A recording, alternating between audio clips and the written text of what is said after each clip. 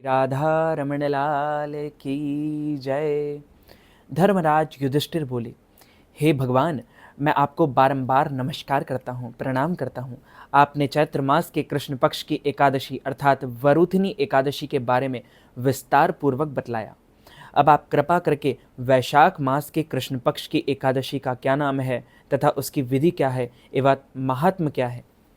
भगवान श्री कृष्ण ने कहा, हे राजेश्वर, वैशाख मास की कृष्ण पक्ष की एकादशी का नाम वरुथनी एकादशी है।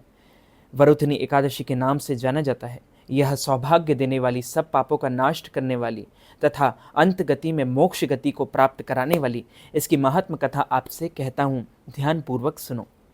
प्राचीन काल में नर्मदा नदी के तट पर मानधाता नाम का राजा राज्य करते थे।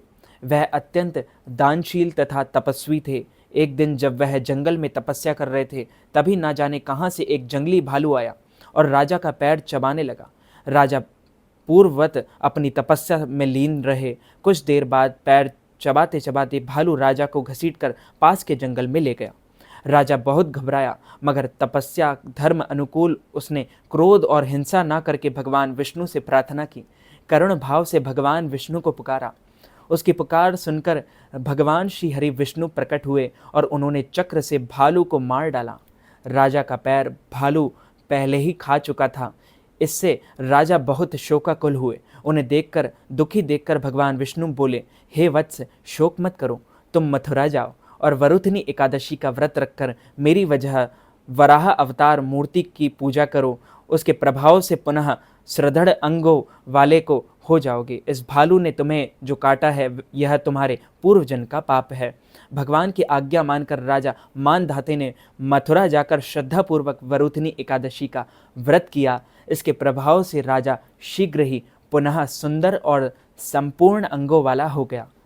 इसी एकादशी के प्रभाव से राजा मानधाता स्वर्ग को चले गए। जो भी व्यक्ति भय से पीड़ित है, उसे वरुथनी एकादशी का व्रत तक रखकर भगवान विष्णु का स्मरण करना चाहिए। इस व्रत को करने से समस्त पापों का नाश होता है, विनाश होता है, अंत गति में मोक्ष गति को प्राप्त होता है। बोलिए श्री लक्ष्मी नारायण भगवान की जय। श्री राधा रमण लाल की जय। श्याम सुंदर श्री यमुने महारानी की जय। वल्लभाधीश की जय। गोसाई जी परम दयाल की जय।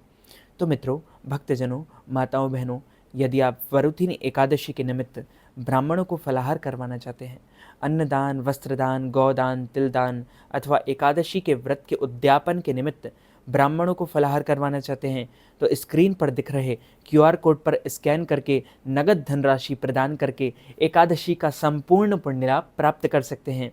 आपको और आपके पूरे परिवार को सादर जय श्री कृष्ण, सादर धन्यवाद।